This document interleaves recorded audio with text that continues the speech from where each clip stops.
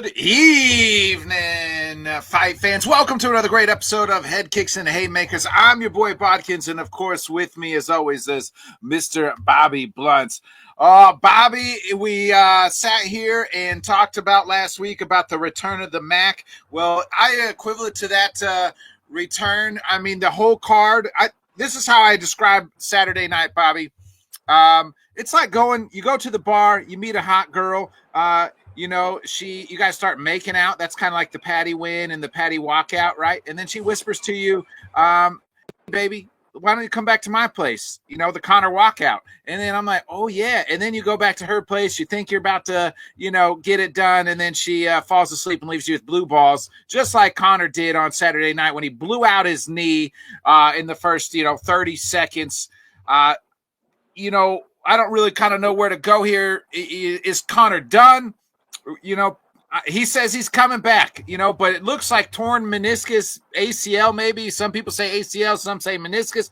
We don't really know. We just know we didn't get a fight Saturday night from Conor McGregor. Yeah, no blue balls here. I fully climaxed. Yeah, I mean, it's kind of like weird how to approach it because, like, normally we talk about the performance, and there really, wasn't one. The card itself as a whole absolutely delivered. The main card was great, and yeah, we kind of did not know what we were gonna get. Me and you were both pretty clear on that. I mean, I went as far to say as until he was in the cage, I wouldn't even really believe the fight was happening. Not to be cynical, but we've seen this before from him. Like, we questioned, could his body get through a full training camp? Kavanaugh was pretty clear that, like, that was the goal. They were making sure he would not get injured at all, like being fully padded when they sparred and everything. And did that attribute to it? Kind of being in that real fight scenario is, I don't know, like, there are multiple like ways you could take it. I mean, I've even seen some real tinfoil hat ones that you just forget how like Twitter could go. But overall, asking me like, do I think he's done? I thought he was done prior to coming into this. So, seeing this now, I think it's going to kind of be an even more difficult road back. But, I'm sure Connor will just praise Jesus Christ and everything will be fine. So what do I know? Yeah, I think his body is done, right? Like, it's equivalent. His body is done. Like, his body, and we kind of talked about it into the lead-in. Is like, what will he look like? He didn't in the walkout. He didn't look like his normal self. Very not as loose as he once was, right? Not the arrogant, kind of confident Connor. I don't know if it was the 5-year layoff or anything else. I don't really think he went into the fight with the knee problem. And, I'm not making too much of the shoe taken off. As somebody who is almost is actually older than Connor, if I stood there and tried to take my shoes off like he did, without sitting down on a stool and taking them off, I'd probably look the same. So, you feel like you were looking in a mirror in that moment? Maybe so. But it's, we talked about going to this, all the substances he was on, whether it was the steroids, right? And when you go on and off steroids, that messes up your ligaments. That doesn't include the alcohol, doesn't include the cocaine and all the partying and all the damage he's done to his body throughout not just the last 5 years, but even the years leading up to, in the past as well. So, it's your body's going to give out when you've run it through the ringer like he has. And his body's given out. And he just did not look, even like I said, the walkout didn't look normal. And then for them to say, yeah, for the last, months, we planned on starting the fight like that. Why the fuck would you start a fight like that? Like, what are you trying to be, Jorge Masvidal? But like, Max Holloway ain't running to try to fucking shoot on you. So I didn't understand even the throwing the switch kick like he did. Yeah, I mean, that's definitely the feeling I had in real time. And then bizarrely enough, I actually recalled he started the first Max fight very similar. kind of like throw in something. And so whether or not he was like trying to get a free hit in or just kind of figure out the distance or whatever, but definitely like off a 5-year layoff, it did seem extremely bizarre. But then because of the result, I think, it's even more strange. Like, well, that because at first, like, you thought he was maybe like slipping on all the advertisements on the cage or something. You didn't like know whether or not the knee buckled, but then when he got back up and then went right back down, it was like, oh, okay, he's clearly compromised here. And I'm definitely not trying to make too much of the shoe thing. I just found it very bizarre after the fight was over that the broadcast went back and even showed that. So, like, if Right. anything, I think that's just on them because that got introduced into this. If they didn't mention that right there, it would have taken a few days for someone to like, figure it out and post about it.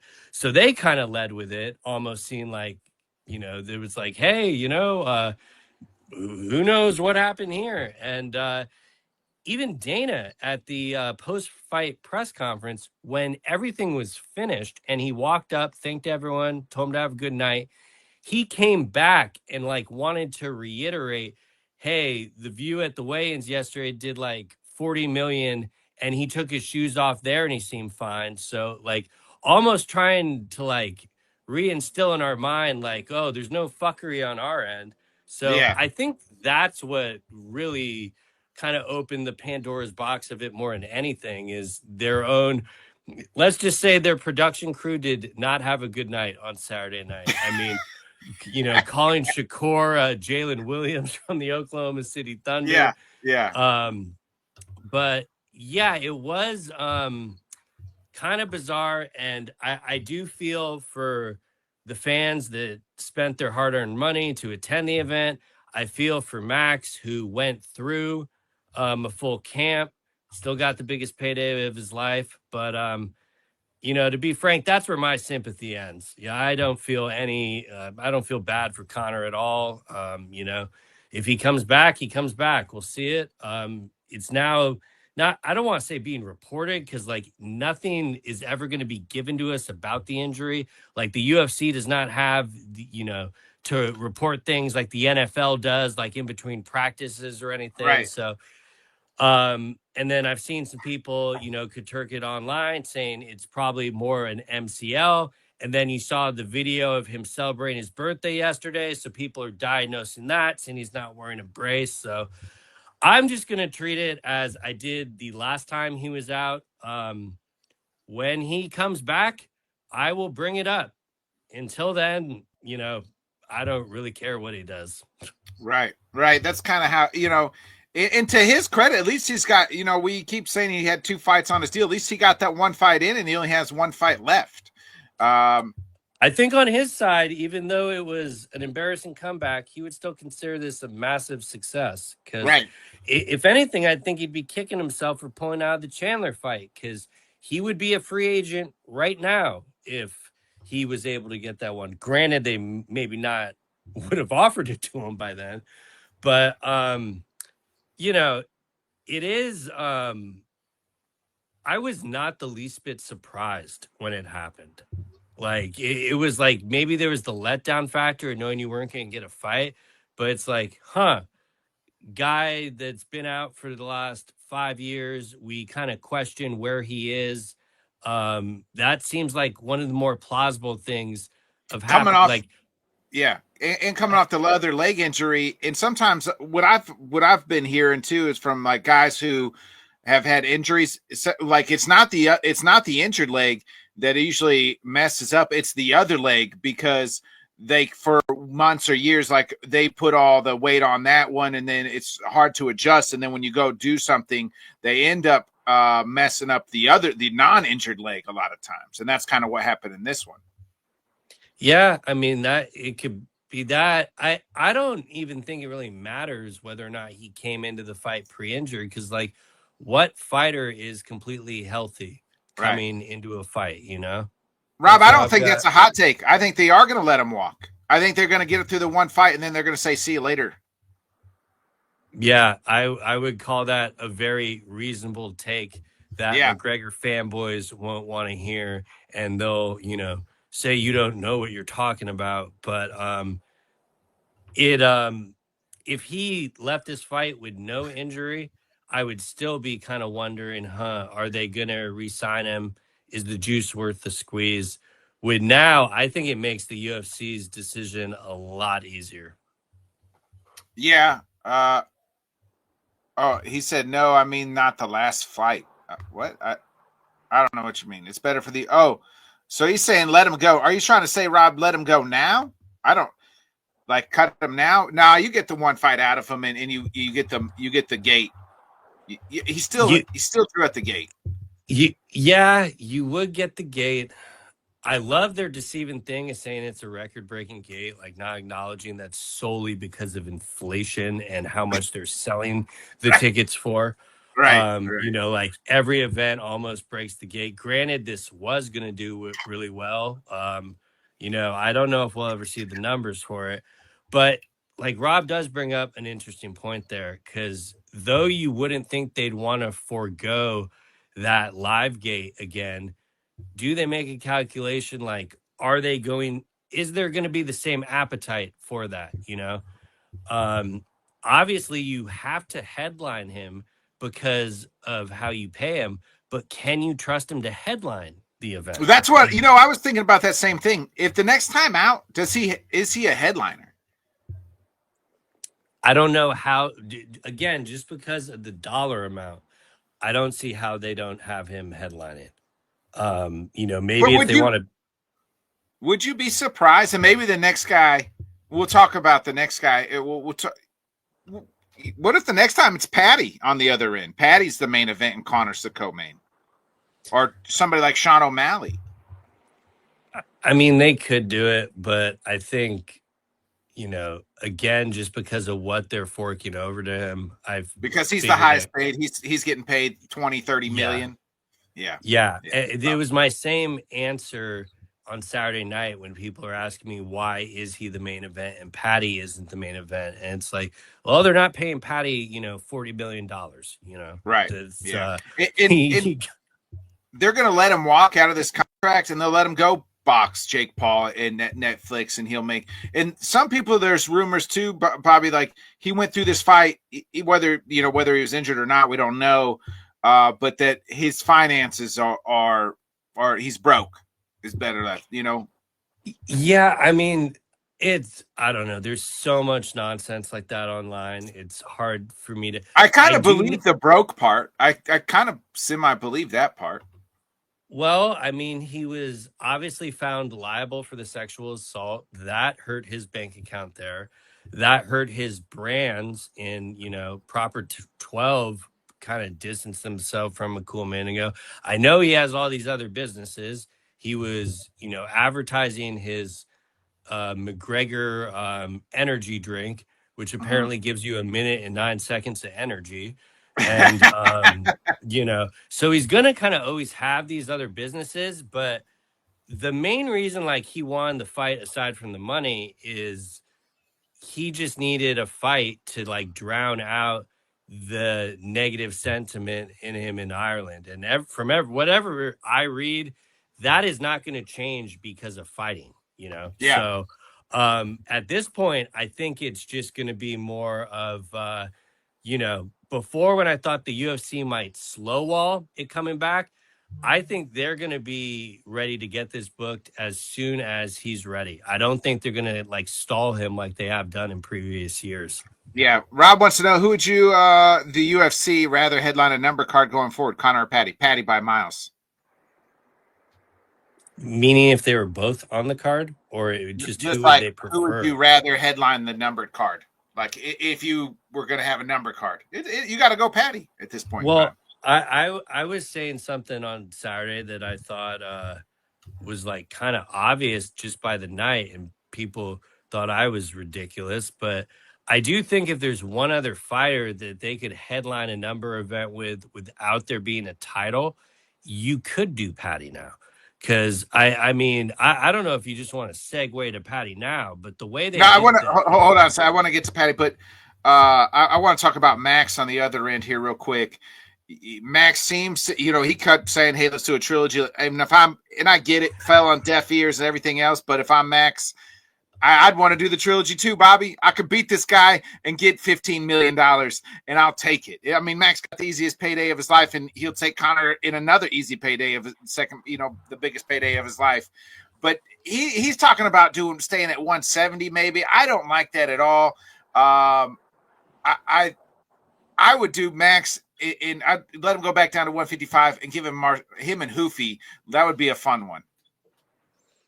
I'd have no problem with it. I agree with him kind of staying at 55. But at the same time, in me saying that, I want to also give the caveat that we did not get to see him at 70, So maybe he just wants to get one in to actually like try the weight, because he essentially, he weighed in at 170, but that was about it. There was no fight. I mean, he beat him up when he was on the ground, but if he was going to do at 170, and I know it's a big jump, but it's Max Holloway, so it doesn't really matter. If he was going to stay at 170, Carlos Prates. No. That's why I just want. No, that's why I just want him to go to 55. I mean, I think that size would be a because like Conor at least was bulking up and like was not, he was also a 45er. And like one thing I also forgot to mention about Conor, we might want to take into consideration, I don't think him fighting at 170 is doing his ligaments any favors. No, he probably should go to stay at 155. Yeah. So, but yeah, I mean, I would prefer. I think we got more intriguing matchups at 155. I mean, essentially, neither fighter took any damage. So, like Paddy and Max just seems too easy for me. I know people want to do the easy button with Paddy Ilya, but that's the fight, Bobby. Let's talk about Paddy. He came off the biggest star of the night, and maybe the second. I thought maybe the second biggest star in this year, outside of Justin Gaethje at the White House. Yeah, I mean, as far as like popularity and being, that's what I mean. Like he crushed it. I mean, from the moment his music hit, and it's and everybody's doing everybody. I mean, the whole arena. Paddy da Paddy, Paddy da Paddy. I mean, and then he goes in there, BSD. I mean, he did like, we'll get to BSD and his dumbass fucking idiot move, but Paddy took care of business. I mean, and choked him out. And then he nails the on the mic, which he will. He can talk on the stick. He became the UFC's is on the cusp of being. He needs the belt, but I thought blew it away, Paddy. And you have to do him and Ilya now, because I think that's the biggest fight the UFC can make in the division. That's bigger than the title right now. I don't think he even needs the belt. Like he's that it's working that well. Very well done by I was shitting on their production of Shakur being called Jalen Williams, but they absolutely nailed the walkouts for the co-main and the main, but especially the co-main, like knowing to pretty much take down the sound and just let the crowd chant his name for like a solid 10-20 seconds before his music even goes off was especially on a Conor card, because like when Conor was on the Jumbotron walking in, it just was not the same pop. Like you really felt that Ireland did not travel with him over there. Right. It was just the American fan base, to where Paddy's fan base, that's pretty much he's very popular here. I mean, to their credit, they were already here in the States, right, due to the World Cup. But yeah, and the fact that he was just having so much fun during the walkout the entire time. Agreed, Rob. Was agreed. What Rob said? The What up, torch bro? for biggest real UFC star of Europe changed hands from Connor to Paddy. Oh yeah, as far as like did that the Europe part, that very well Yeah, statement, Rob, because yeah. not even close. Absolutely. The way that crowd popped for him and everything else, he nailed it. Hmm. And that's It like you can take him in the States, or you can do him over there as well. Like the opportunities are like really endless with him as far as like the notoriety and the popularity.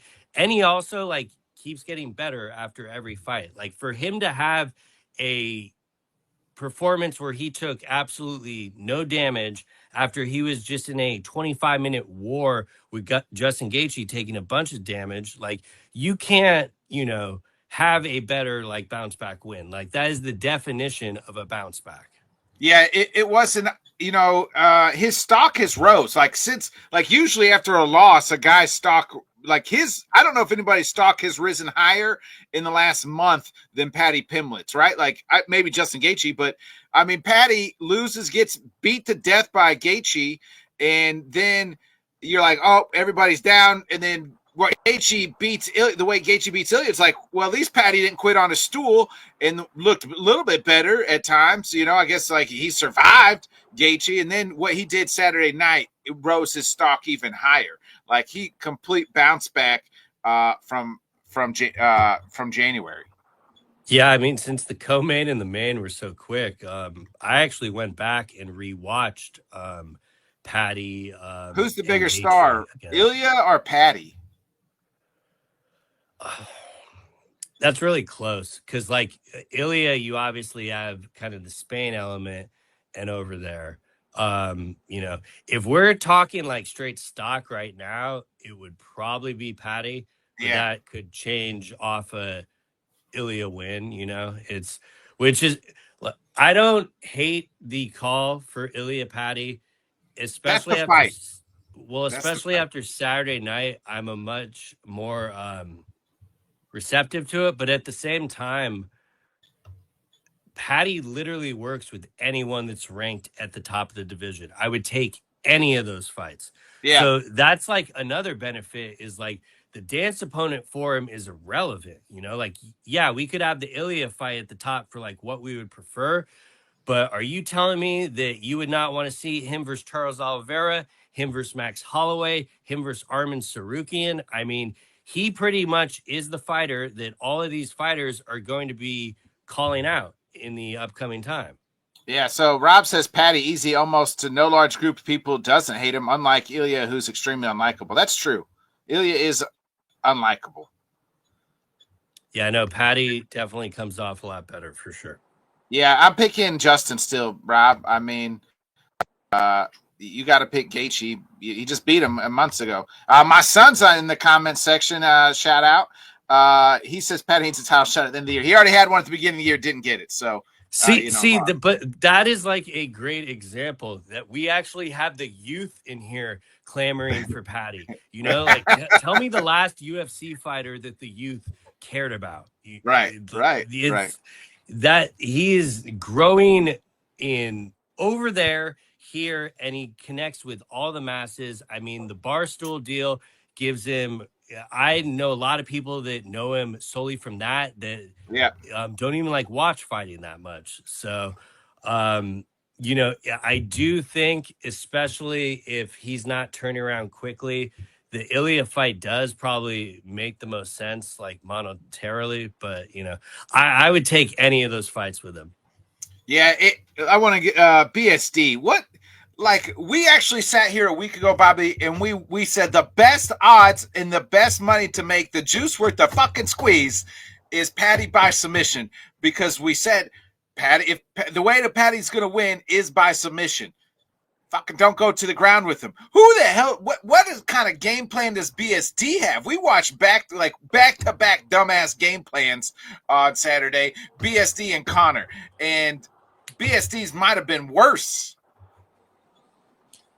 I'm still gonna go with the 5-year layoff and not landing a strike, but you know I did think we were behind this BSD, like ever since he got a new training camp, because like he Right? didn't like He had really 4 have a wins in a row team. and he's looked good. Yeah.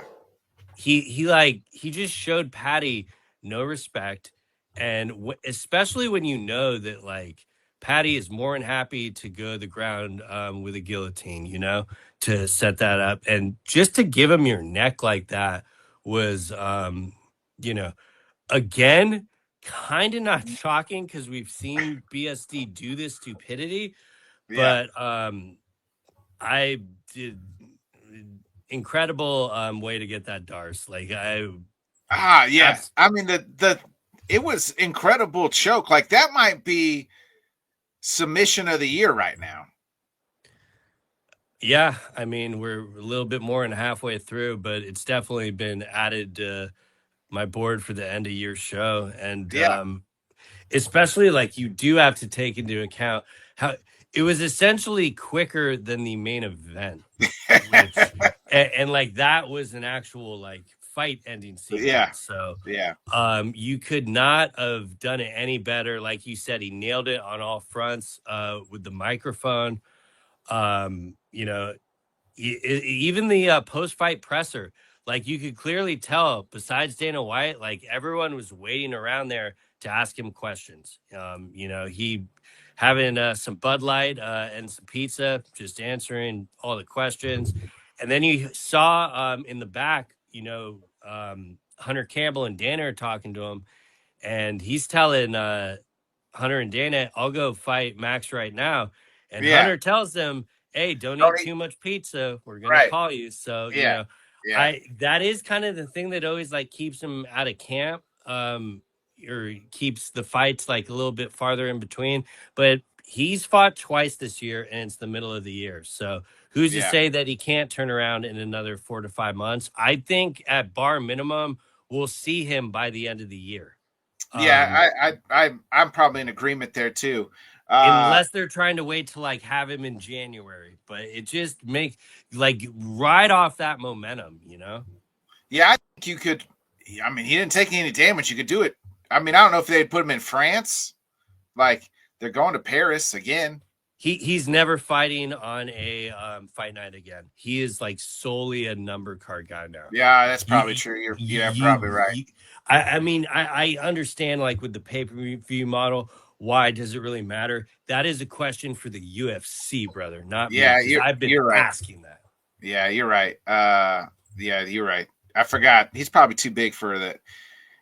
I'm trying to think. I don't know. He'd be a good co-main for sure on a weaker co-main. I don't. Yeah, we'll see. Hopefully, fights comes back this year. Bobby, I want to move to the third fight, man, and Mario Batista. Like, when are people going to give this guy some credit? Like, I don't know what it is. Is it like I don't want to say he's like boring, but he's a great fighter, but it's just like he is not getting the love and pub like I feel like he is ready for. I know he had the close loss to Umar, but he took kind of Corey Sandhagen, a guy who just fought for the title, to the woodshed a little bit. I mean, in that third round, just ragdolled him. Yeah, I mean, I said it last week. Mario Batista gets more hate for his win with Jose Aldo than Connor or Gable Stevenson ever got. So, but I think he's the most underrated fighter in the UFC, just because like people are still going to be like underrating him and discrediting his performance. They'll be like, oh, Corey tore his hamstring. It's like, yeah, he tore his hamstring. Right, like, right. By doing a chokehold. It's not like the Connor deal where he just did something stupid. No, Mario made him tear his hamstring. Like literally had him in a hold that tore his hamstring. And I got to give real credit to Corey for fighting out of that and having a really good bounce back second round.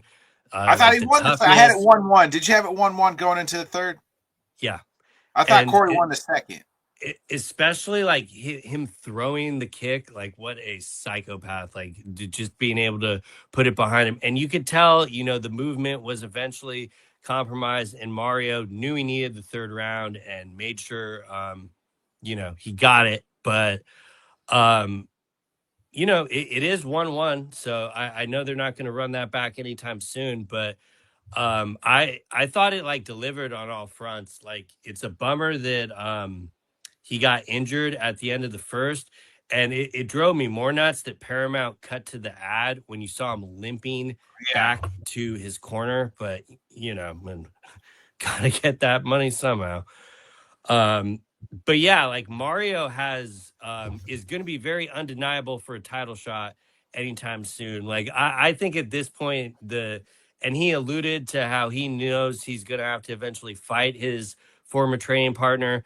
I think Sean O'Malley it should absolutely be the fight. Like that is That's what. probably what I'd want to see the most if Yeah. he's not getting a title shot next, which I don't assume they're going to. So Yeah. Unfortunately, like he has to fight Sean. Like that would be so they're gonna do.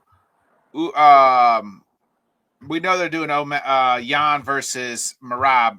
So like you're gonna have to do O'Malley, Mario, and Umar's right there. He's fighting Song in a couple weeks. So like if he got past Song, uh, he would be right there in line too. But like you give Mario and Sean O'Malley, like that's tough because I think I would favor Mario in that fight, Bobby, and I think like oh, that no would lead question.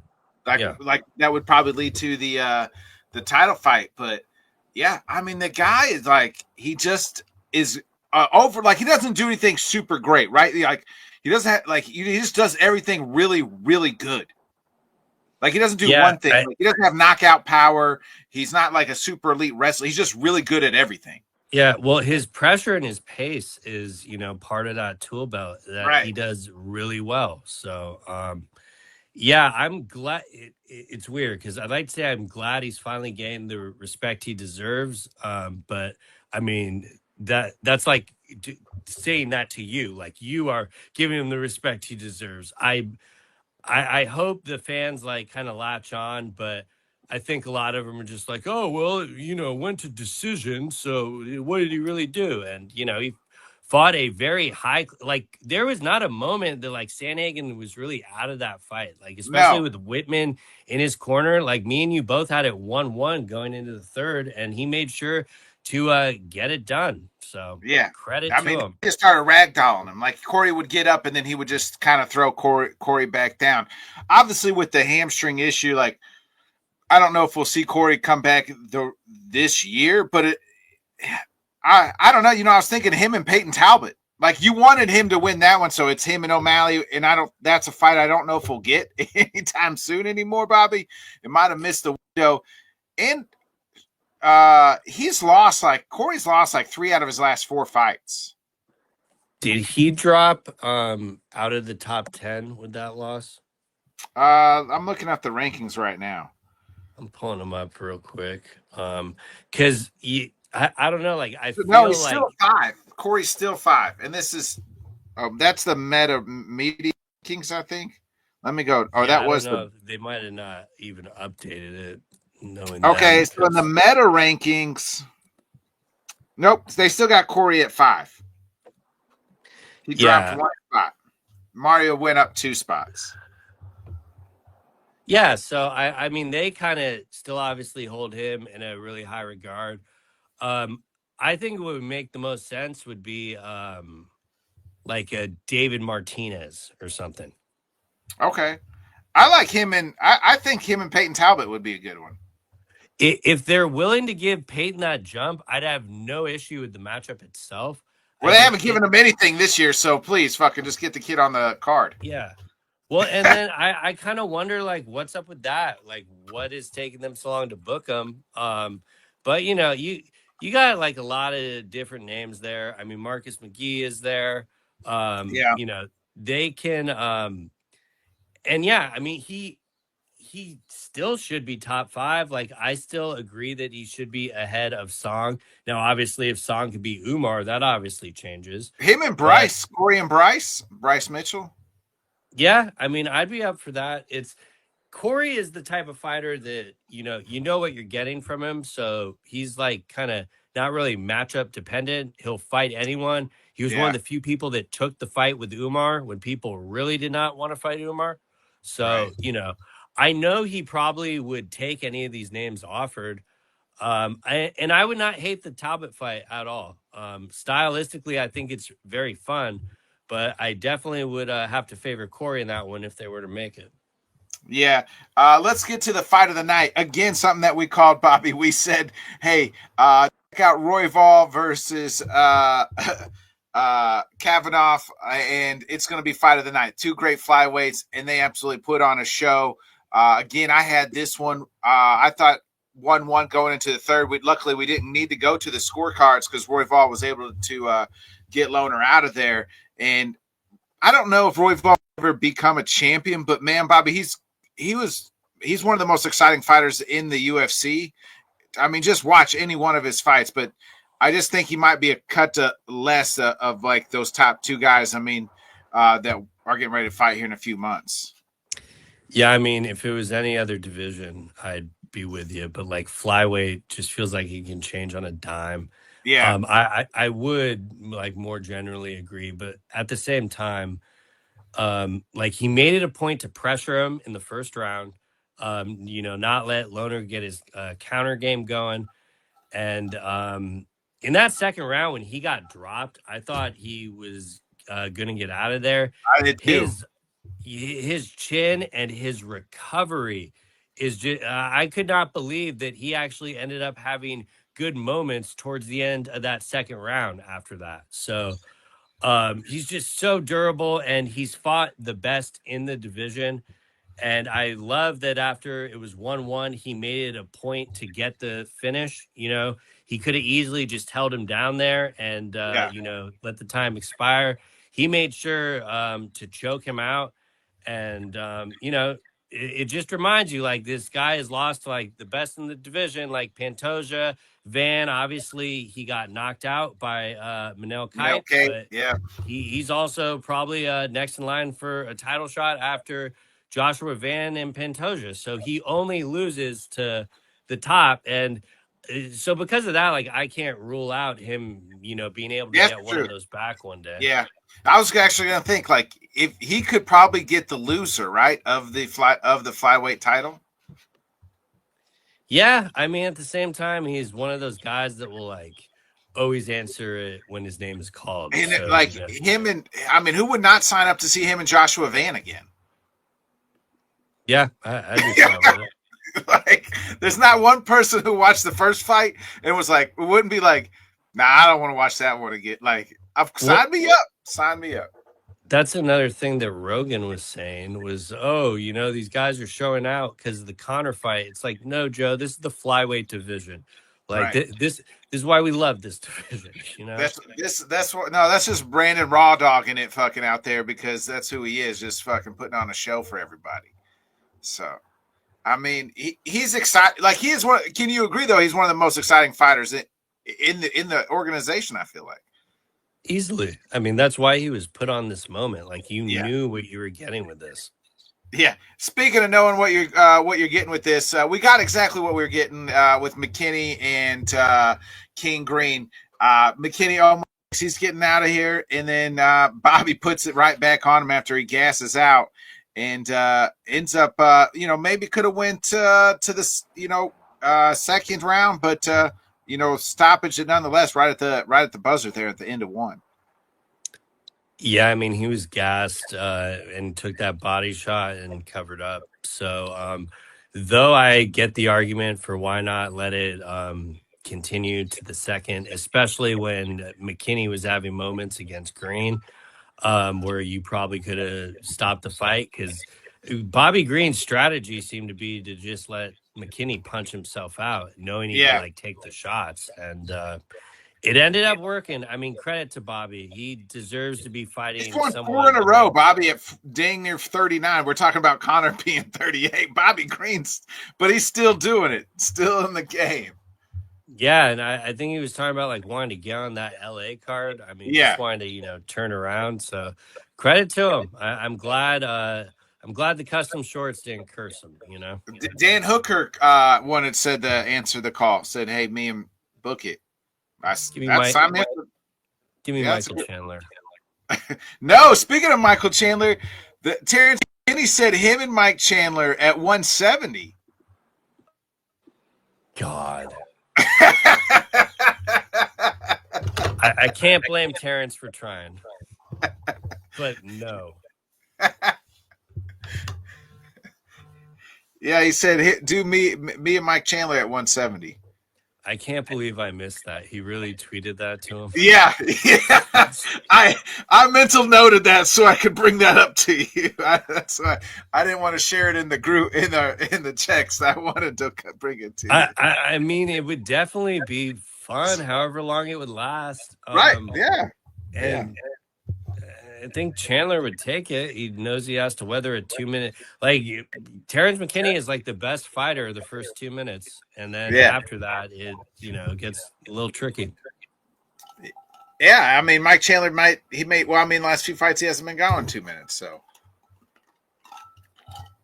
Bobby, speaking of Bobby's and things, so I do like King Green and Hooker real quick, but what did you also make of beefy Bobby Knuckles on Saturday as the Joe they were hammering that home? I was like, man, geez, leave the guy alone. And but Bobby uses that extra weight, and I mean, I thought he broke old Buddy's jaw. I don't really see Bobby Knuckles. He says he said on Ariel, I think he's got 3 fights left, I believe. And I don't see a path to the title here for him. I mean, I guess, but I do you see Bobby Knuckles at a threat here at this division? Pull up the division. Here, Okay. I'll do it. Because literally, I was asking myself this earlier, because it's like, how many fights can he get there? And then, like, you look at the division, and a lot of it is fairly uninspiring, Yeah, he's ranked 13 now. So, okay. I'm just going to ask you, I'm going to read out the top 8 guys or so. Alex Pereira, he's not beaten out. I mean, for some reason, they got Alex Pereira still here is ranked, or in the division. But okay, let's take him out. Magomed Ankalaev, he's not beaten Big Ank. I mean, that was the one I'm glad they didn't give him for the warm up, because but like, I don't know, like Navajo Sterling, who like we had questions about. That is interesting. Dustin Jacoby, like you're telling me you wouldn't think like Alonzo Metafield. I think all of granted he's ranked lower than him, but I don't know, like Dominic Reyes, Robert Whitaker. Yeah, you know who I would really like to see, and I don't know if he just came out, Khalil Roundtree. Yeah, I mean, I'd take that as well. You weren't sure what you were getting like the first couple minutes of that fight, but the longer it went on, the better Rob looked, and he undoubtedly. Yeah, I'm not sure if it was a jaw. They said it wasn't the jaw. It might have been like a shattered nose, but Yeah. definitely a feel good win after his last couple of performances. I was glad to see him get back in the W column, and a lot of people were worried about the weight, moving up, especially with him, fighting in 170 in the past. So like now he's really going up, but I don't know. I just did not have any fear of the matchup, and I'm not really like that worried about the division. So I think you could easily have those 3 fights there, and who knows if he keeps going after that. But we definitely know he's not going down to 185 again. Yeah. He's beefy Bobby Knuckles now. On the what make of the Gable Stevenson debut? I mean, he did what he was supposed to do, right? Like that's what I look at it as. He did what he's supposed to do. He didn't have to really wrestle, so that was kind of a plus because we know he can wrestle. He did what he was supposed to do, but I'm not sitting here going to say like he can beat the top 3 or 4 people in the heavyweight right now. Yeah, I mean, one guy that had absolutely no issue untying his shoes during the walkouts was Gable. And I do appreciate that he made it a point to strike with him and kind of show off what he had. I thought he would go a little bit more risk reverse. And he said, no, I'll throw that out the window. He was walking into quite a bit of shots. So like that Yeah. is kind of the only thing, though I like recognize the potential being at this division with the athletic pedigree. I completely get it. I assume they're going to give us like 2 or 3 more of these at least. Because even though the heavyweight division is kind of lacking, if you like pull up the rankings, I don't think they're really going to speed him up. And I saw people already calling for Hokit. I think we're more like years away from that. Oh yeah, Um, no, Hokit would eat him up. but he does Hokit would beat have him. John Jones in his corner, and I do not doubt that John Jones could get him as ready as he could for a title shot in maybe 2, 3 years. But you also look at that division. Obviously, things need to get worked out, and I'm assuming by the time Gable would be a contender, they will be worked out. Yeah, But like how quickly do they give him to Ivasa? Like that might be another one. yeah. But The Asplund guy, the guy who on Data Contender Series who said he was gonna suck Dana White's toes. yeah, I mean, I think even that is a little bit too soon. Like even though he came off a loss, I would actually credit Gable if they booked him in a fight like that. Yeah, And it that's definitely an option. My question would be, how quickly do we see him back in there? Is he going to fight like once every 6 months? Is he going to try to get in as much work as he can? Because we do got to still remember, this was only his 4th fight, so right, right. he's young and he's got kind of a lot of room to grow. Um, I'm just I'm assuming they're going to kind of do the Bo Nickel route with him and, Slow burn. match him up kind Yeah, of gradually and, yeah, do the slow burn. yeah. What'd you make Adrian Yanez? I'm doing what I mean. Put it to Cody Garbrandt. I mean, he ate like 1-2 shots and then he was done. It looked like Cody was going to put it down, and I think it's time for No Love. We always remember him for that one shining night, taking on Dominic Cruz and styling on him. But hopefully Yanez can. He's got some good hands, Bobby. I always thought he was a good boxer. Hopefully he can start making a kind of run here. Yeah, no, great performance. I mean, especially that's pretty much what they wanted on the prelims. And yeah, very tough showing for No Love. I saw him take off his gloves, but he's already reiterated that he's not retiring. But with all due respect, I just think his chin is gone. I think he's Yeah, just taking too many shots, and I don't really know how he's gonna kind of climb back. I mean, maybe he's just trying to go out on a win, but that's a dangerous game when you're chasing wins like that. But yeah, no, definitely amazing showing from Yanez there. Excited to see what they do with him next. On the earlier prelims, that Basharat fight, I definitely want to give a shout out to that Garza kid. Like, made me a yeah. fan that night. On short notice, was having no issues with the wrestling. He was breaking the hands, making a point to get back up, trying to dole out as much damage as he could on the feet. So I definitely hope they give him a long-term deal. I'm sure they will. And it's kind of like one of those rare instances. I'm more interested in what the loser of the fight is doing than Basharat. Who lost the most stock on 329 card? Ooh, it's got to be Connor, right? No question, if you're asking someone non-biasedly, because Yeah, I mean, this could affect a future Netflix payday. I yeah, don't think they would not take the fight, but it might affect the amount of dollar signs on that check. And if I do think if any leverage that he wanted for the UFC and renegotiations, I think completely went out the door. yeah. So undoubtedly, Connor. Second, you would probably go BSD. I mean, the guy Right. Yeah, yeah, got finished quicker. yeah. It and then Yeah, I'm trying to think of someone else like on the prelims that we could do that for, but it'd probably be the main two there.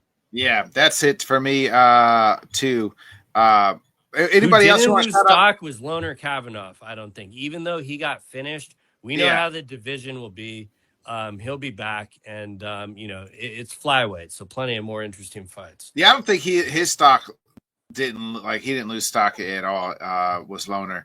Anybody else you want to shout out on the prelims real quick before we hit this week's card? I think that pretty much covers it, unless I'm Luke blanking Riley on. had a nice win as well, and Yeah, Wayne and Kong. also, yeah, Luke Riley had the win and got the Paddy chant going early. Yeah. I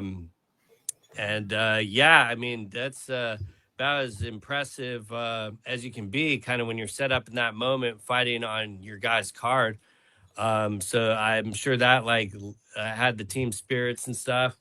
And then Wayne Kong had only a woman fight, but that was a good performance by her.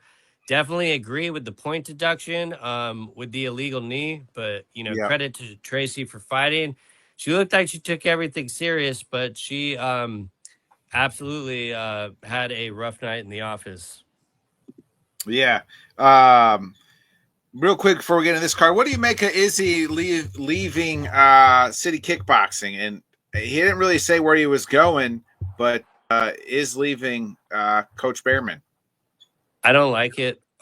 Granted, my opinion is kind of irrelevant in his situation, but I do wonder if the reason he left is because Eugene was maybe asking him to retire and Izzy wants to obviously keep fighting. Izzy said it was kind of a long thing coming. I do kind of understand that as well.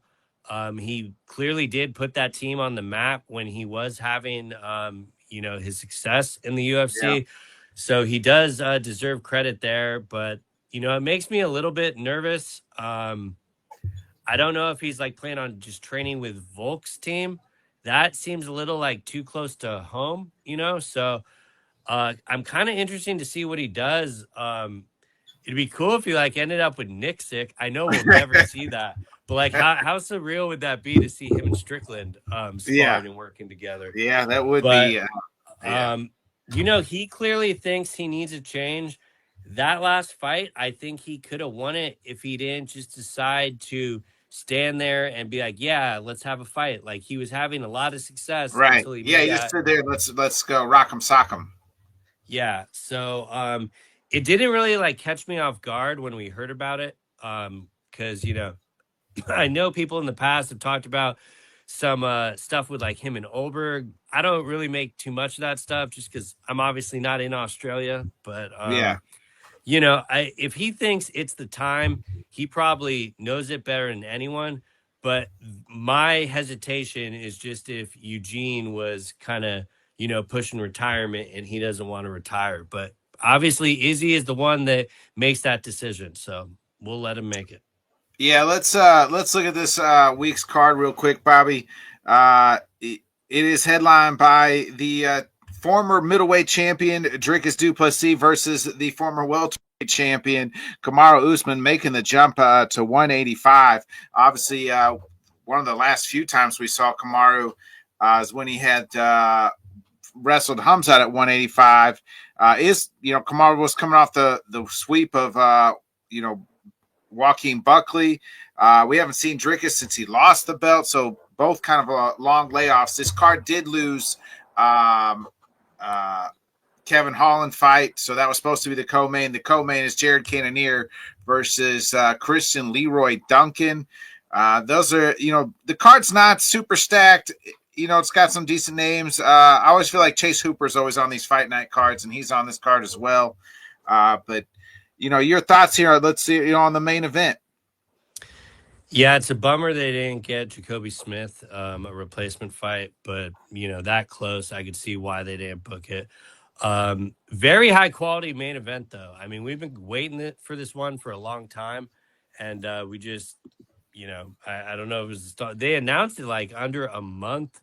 Yeah, literally so 3 weeks ago. It wasn't announced that long ago. Yeah. Granted, they probably have been aware of the date and been in camp far before that.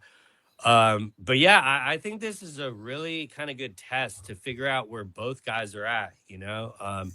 Dricus was on quite a run after winning the title. You know, he has 2 wins over the current champ. He was the first person to submit Adesanya. And then obviously the Chimaev fight went the complete opposite of his way, was pretty much essentially controlled for 25 minutes. So I do wonder if like Usman saw that and said, "Yeah, you know, I'll take this fight at 185," I thinking it do might think that's maybe what be a happened. quicker path to the title. You know? Yeah, I do think that's exactly what happened, Bobby. Like, I think that Usman saw, oh, I can, and he's like, I'm not taking much stock into that, is what he said today in like a presser. But I, I think we're all fucking. Don't play me for a stupid. Like, I think that he's gonna. I think that's exactly what he saw. He saw like, this guy can wrestle. I can beat him. I can become number 2 in this division, and I got a chance to get to the title. Yeah, I actually I saw a few of the clips, and most of them I saw Usman seemed a lot more humble and stuff. Which you know, obviously he's getting up there, so I don't think he's really like cares to kind of engage with the whole ego thing. But like we saw it last time with Buckley, like he is still able to use his main bread and butter to win a fight, and you know, I think Usman should probably start trying to fight behind the jab.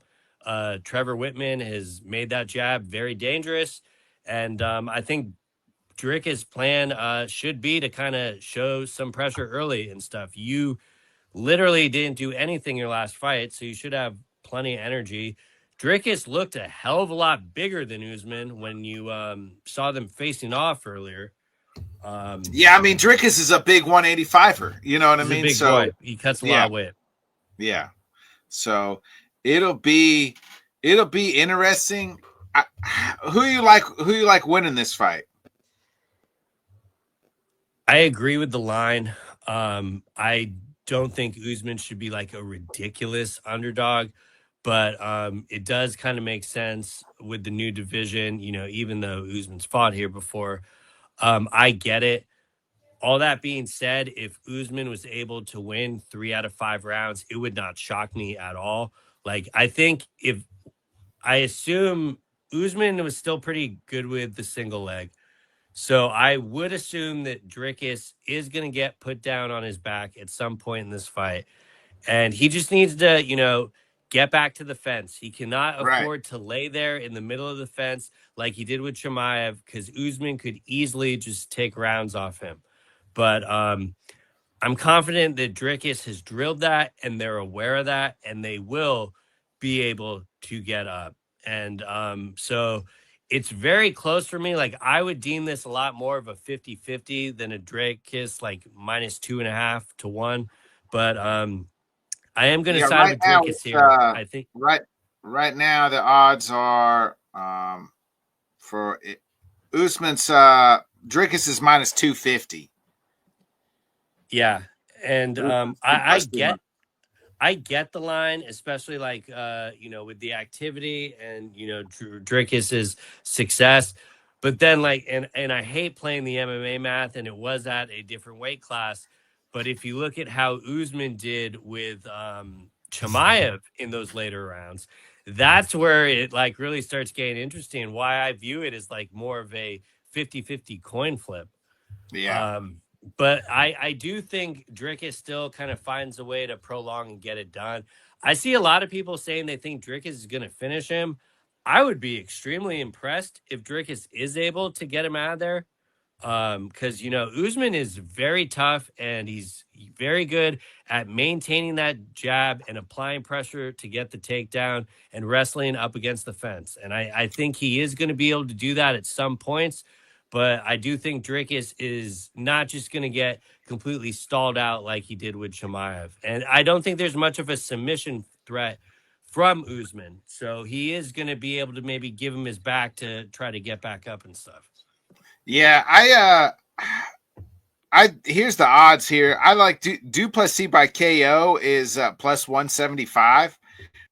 So I don't mind that. I really like the Usman by decision because I think Bobby. I think if he can control him on the ground and win 3 out of 5 rounds, I kind of really like it. What's Usman's a that number at? plus 350. And then what's his money line? Like plus 230? Yeah. Yeah, so you get an extra 100 points. I actually love that because I think those two should be a little bit more aligned because that would be the method of victory if Usman gets it done for me too. Same. And I like the I think the let me also look at the over under rounds here real quick. But I like DDP by knockout. I mean, it's only plus 150, but you're getting them at plus odds. I just think that's the way to go. And I was looking at I can definitely justify it a lot more than laying the actual odds for Dricus to win straight up, even if I don't think he's able to finish. So I don't see the over under rounds here, but will the fight go the distance? Is no is minus 110, yes is minus 125, so it's about even. Yeah, and I think that's valid. Rob, questions before we get out of here. So he wants question number 1 was is women's MMA dead? No, I don't think so. They just haven't booked them, Rob. That's like they just haven't booked. We haven't got any women's fights hardly all year.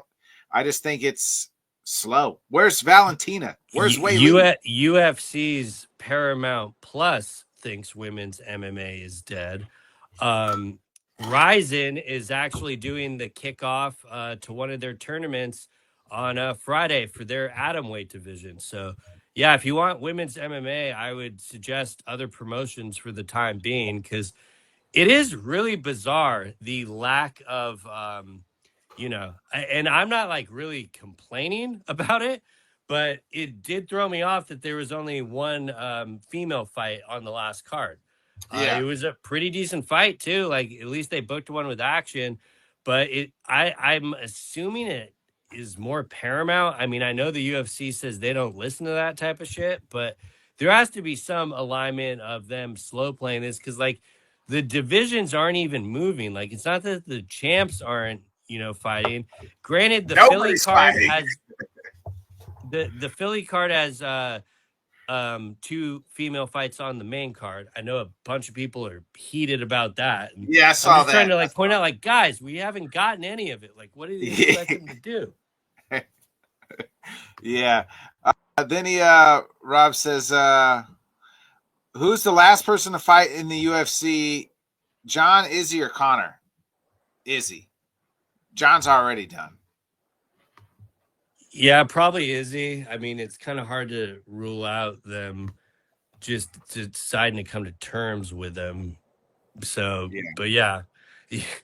I love how that's like the shit show question of, Izzy's the one we know will have one left. And, Connor's got one left. So, yeah, it would probably be Izzy.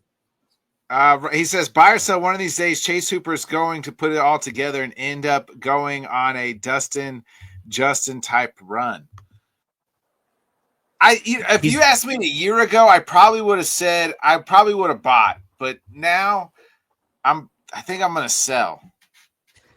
Yeah, I mean he is extremely. I mean, I know he's older now because he came into it really young, but he has came into his frame more. It's very tough to do it at the division he's in. That is kind of the main thing I want to point out there. So yeah, I'm gonna buy just because I have a lot of love for Chase Hooper. I can't sell any Chase Hooper stock, but the last few have been rough. So that is one I am kind of hoping that he gets back on track. Same. I always root for Chase. Like I always want him to win. Like I do like the kid. I think he's a good fighter, but yeah, I don't know. I'm just every time I think it's like I get excited because he gets like 1 or 2 wins in a row. And you're like, here we go, Chase, and then he loses like 1 or 2, or loses like 2 out of his next 3 or something. Yeah, this is at least a much more winnable fight. So I think he'll be able to. I'm hopeful at least. Yeah. He said Usman's cooked. Yeah. So we know now Cumshot was overrated. So Usman doing what he did is overrated. It's a very jaded way to look at it, Rob, but I respect it. Yeah. I want to give a quick shout on Tommy McMillan and Alberto Montez. That's like a 50-50 fight, and I think that would be like very entertaining. That's I don't want to say like a huge step up for McMillan because they're both fairly new to the UFC, but they're not doing like that O'Malley build. Like these are very like compelling matchups. So kind of interested to see how that goes there. I really like Jared Cannonier too. Like, Yeah, he's plus 275. Yeah, and like Christian Leroy Duncan has absolutely been on the tear, and he This is a deserves to be big the jump for favorite. him, though. This is a big jump. I feel Yeah, like, and like Jared Cannonier is that guy that has slowed down a lot of these guys, skyrocketing to the top. So I think it's a worthy co-main event replacement. I'm not mad. This card is pretty decent. It's the Abu Dhabi card next week got really rough with Roundtree falling out and then yeah, them pulling Umar to China. So yeah. enjoy this one. I mean, I know there'll still be some decent ones next week, but it got a lot less juicier. And then I'll say it. I got to close with all of them. If you want some UFC some outside the UFC MMA, Ryzen has a show on Friday night in America time. Obviously, Japan's the next day. I don't know if Rob wants to know who's Connor fight next. I don't know if we ever, I thought we answered that. I guess we didn't really. Who does he fight next? They're going to match him up with Morales or Prates and kill him with one fight left. They're doing him no favors. Oh, yeah. I see a bunch of people wanting the Michael Chandler fight. You are delusional if you think he has one fight left. They already tried to give him Carlos Prates. Yeah, but that didn't materialize because of their end. They will absolutely offer that. If not, they'll offer Morales. My point is they'll hurt him on the way out. Like if Shavkat ever comes back, they'll feed him to Shavkat. That's who it'll be. That's who it'll be. They're doing no favors with him going out the door. I can promise you that. I don't know if they would book Shavkat and Connor just because they're like one of these knees is going out. One of these knees is going out. They ain't got one good knee between the two of them. Yeah, that's a good point. That's a risky one. No. All right, Bobby. We'll catch you next week, folks. This has been another great episode of Headkicks and Haymakers. For my guy Bobby Blunts, I'm Bodkins. We'll see you next week right here. Headkicks and Haymakers, 8 o'clock Central, 9 Eastern. Be a friend. Tell a friend. Like, subscribe, share. Do all the cool stuff. Watch the fights this weekend. Watch Ryzen on Friday. Don't hold me against Danny Sabatello, but thanks so much for joining us, and until next time, let's talk sport, friends. Thanks for watching.